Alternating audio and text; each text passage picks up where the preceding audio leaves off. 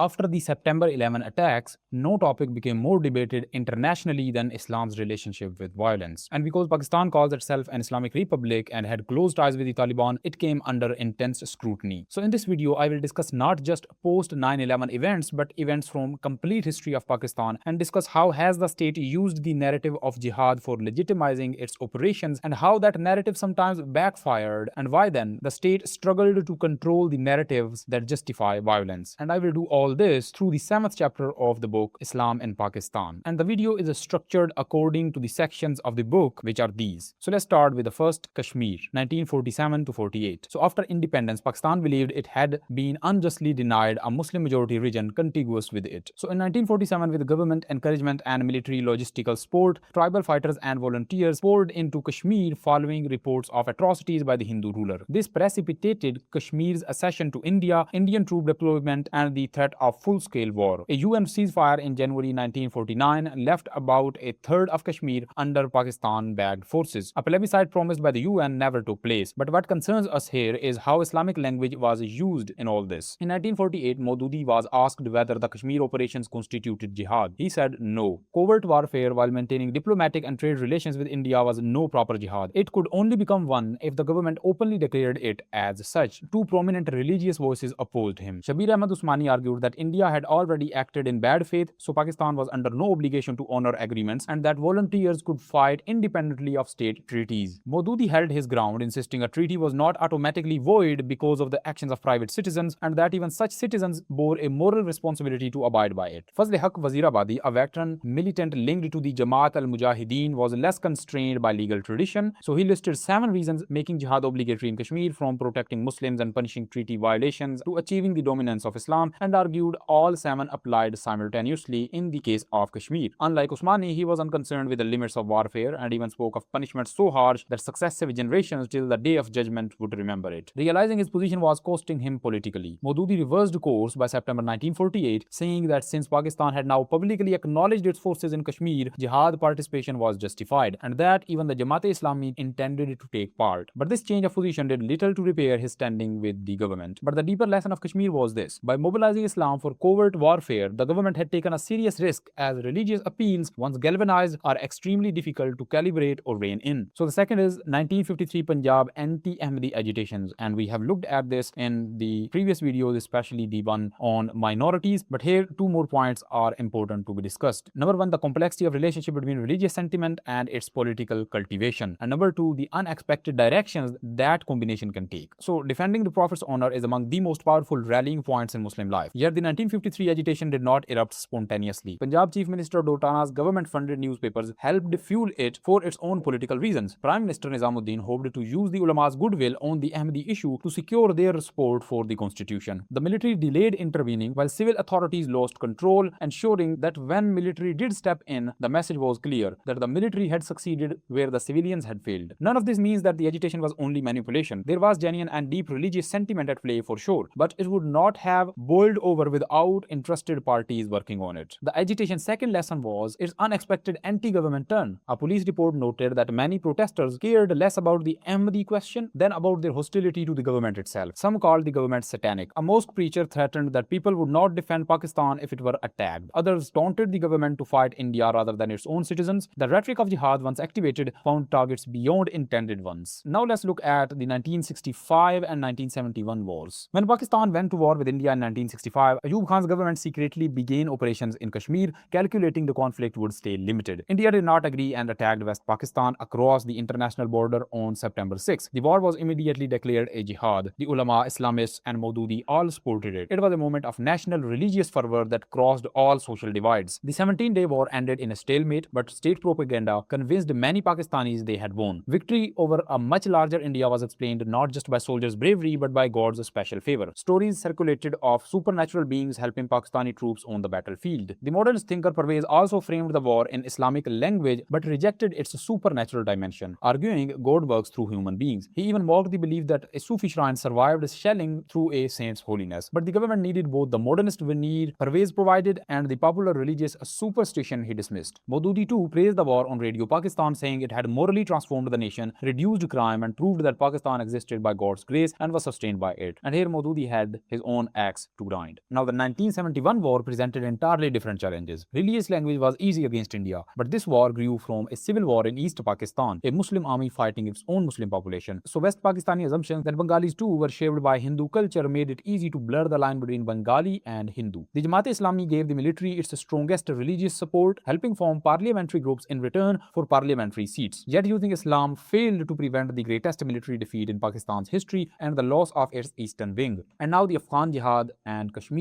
the 1980s and the 1990s. So Afghanistan, after the Soviet invasion of December 1979, was ideally suited for jihad narrative. Pakistan was placed on the Cold War's front line. Over 3 million Afghan refugees eventually settled in the NWFP and Balochistan. Afghan resistance organizations set up bases in Pakistan. US and Arab financial and military assistance flowed through it. The idea of jihad became the war's central narrative. This fit Pakistan's internal situation perfectly. General Zia-ul-Haq, who had come to power promoting Islamization, actively cultivated the Afghan jihad narrative. The case for jihad seemed unambiguous: a Muslim country under a communist puppet regime backed by an occupying superpower. Pakistani Islamist groups, Deobandis and Salafis all rallied to the cause. Mosques expounded on jihad in Friday sermons. Madrasas became hubs for refugees and fighters. No 20th century event matches the symbolic power of the Afghan jihad, and its effects continue to reverberate today. Afghanistan proved directly connected to Kashmir as well. The ISI used the Afghan war to train fighters who were later redirected to Kashmir, as it was no accident that violence in Kashmir flared just as the Soviet withdrawal wound down. Pakistan's support for the Taliban also had strategic logic. A friendly regime next door meant strategic depth against India and training camps for militants. Even after 9/11 and the Taliban's fall, Pakistan covertly supported Taliban-linked groups to counter a US-backed Afghan government which it considered too close to India. Two figures illustrate the non-state dimension. Hafiz Muhammad Saeed founded Lashkar-e-Taiba, which became internationally notorious for the Mumbai attacks of 2008. Masood Azhar, more ideologue than fighter, founded Jaish-e-Muhammad, published jihad magazines and preached militancy worldwide. His central argument was practical. One cannot develop the capacity for jihad before entering it, just as one cannot learn to swim without entering water. His operation served Pakistan's military interest, which is why he lived openly even after the state banned his organization. The key difference between the two men was their attitude towards the Pakistani state. After 9/11, when Pakistan banned Jaish-e-Muhammad, Azhar saw it as a betrayal, and his group eventually attempted to assassinate Musharraf in 2003. Saeed, by contrast, argued that corrupt Muslim rulers were sinful but still Muslim, and that fighting them would destroy the jihad effort, a position that kept Lashkar-e-Taiba in a more durable alignment with the military. And now the Pakistani Taliban. Musharraf's post-9/11 decision to support US operations against the Afghan Taliban created a deep resentment, particularly among Deobandi ulama who had viewed the Taliban as sincere Muslims building an Islamic state. From around 2004, Taliban-affiliated groups emerged in the tribal areas, and by late 2007, the TTP had formed under Baitullah Mahsood. Unlike the Afghan Taliban, they enforced a mix of Sharia and Pashtun tribal custom, publicly carrying out punishments that Pakistan's own hudud laws had never actually applied, which gave them a powerful contrast to point to. Their appeal went beyond religious law. Pakistan's official judiciary was widely seen as corrupt, slow, and conducted in a language ordinary people could not understand. A 2010-11 survey found that 55.5% of court users couldn't understand their own cases. Taliban courts were swift and in the local language. They also projected Robin Hood-style social justice, inviting ordinary people to report crimes and abuses to them. Poor traders and farmers who had no meaningful access to state institutions were drawn to them. Yet the Taliban were also relentlessly brutal, attacking mosques, markets, military installations, beheading captured soldiers, and carrying out the December 2014 Peshawar school massacre that killed over 130 children. The Pakistani military maintained a complex and often contradictory relationship with Taliban groups throughout this period, distinguishing between good Taliban, those who destabilized unfriendly Afghan governments, and bad Taliban, those attacking Pakistan. So after the Peshawar school massacre, Prime Minister Nawaz Sharif declared that there would be no more such distinction, but continuities were hard to hide. In May 2016, Afghan Taliban leader Mullah Akhtar Mansoor was killed by a US drone in Balochistan and found carrying a Pakistani passport, having traveled between Karachi and Dubai 18 times between 2006 to 2015. The ulama's response to Taliban violence was equally inconsistent. Even suicide bombing, which is condemned by Islamic law, produced no consensus. Masood Azhar justified it by reinterpreting a Quranic word turhibun to argue Muslims are divinely commanded to terrorize God's enemies. A 2008 ulama statement condemned suicide attacks on Muslims and civilians, but left open the possibility of their use in a legitimate war against a clear enemy. However, the Pakistani Taliban typically labeled the soldiers fighting them as apostates, which by their logic made attacking them permissible. And now let's look at the last section, changing the narrative. So Emily Simpson has argued that modern wars can no longer be understood as purely military confrontations between two sides. They are better seen in kaleidoscopic terms. Different audiences watch the same conflict and reach entirely different different conclusions about justice, victory, and moral legitimacy. War is a language that different people interpret differently. A government seeking to counter an insurgency must construct a strategic narrative capable of resonating with multiple audiences at once without collapsing into incoherence. The Pakistani Taliban have been remarkably successful at this. Their story is simple and powerful. Pious, poor Muslims fighting a materialistic superpower and the corrupt Muslim rulers who serve it. The government and military, by contrast, have consistently failed to construct a convincing counter narrative. One reason is structural. It is extremely difficult to undo a decades-long state-supported discourse on jihad. Since Pakistan's birth, the state itself had promoted jihad in Kashmir in the 1965 and 1971 wars, and most powerfully in Afghanistan. To now argue against militant jihad is to argue against a narrative the state itself had built. A second reason is rhetorical. Militant Islamists have been far more successful at anchoring their positions in the Islamic scholarly tradition. Azhar's commentary on jihad cites classical and modern scholars alike, creating the impression that his extreme views carry the full weight of the tradition. Modernist counter-narratives on jihad have existed but remained thin and unsustained. Khalifa Abdul Hakim argued Islam permits war only for justice, not conquest. Fazlur Rahman called jihad a moral struggle for a just social order. Javed Ahmad Ghamidi and his associate Dr. Muhammad Farooq Khan argued that jihad can only be declared by a recognized state authority and that non-state violence is therefore illegitimate on Islamic grounds. Farooq Khan was assassinated in October 2010. A Taliban group claimed responsibility of it. Ghamidi himself was accused by the Deobandi scholar Zahid al-Rashidi of being a defeatist whose logic would forbid Muslims forever resisting colonial occupation. One genuine literary counter-narrative was Quratul Ain Haidar's Aag Ka Darya, River of Fire, which was published in 1959, a massive Urdu novel spanning 2000 years of Indian history in which characters from every religion and era reveal the shallowness and cruelty of rigid identity. One character, Kamaluddin, says that the wars people fight are not between religions but between political powers. Another, Kamal Raza, laments that Islam is presented as aggressive and militaristic while its cosmopolitan humanistic traditions go unmentioned. It was a genuine counter-narrative, but one that also questioned the very foundations of the Pakistani state. Quratul Ain Haider left Pakistan in early 1961 and never returned. Now the author concludes with 3 points. First, neither the view that Islamic groups cause Muslim violence nor the view that militancy is purely state manipulation is sufficient. Both factors matter, and militant groups have their own doctrinal commitments and agency that cannot be reduced to government policy. Second, the relationships between the state and Islamist groups have repeatedly shifted, but deep underlying disagreements never fully disappeared. Finally, the Pakistani state has generally managed to suppress militant challenges militarily, but force without a counter-narrative does not generate legitimacy, and that legitimacy deficit has defined Pakistan's engagement with religious violence throughout its history. And that is the end of this video and the end of all the chapters of this book.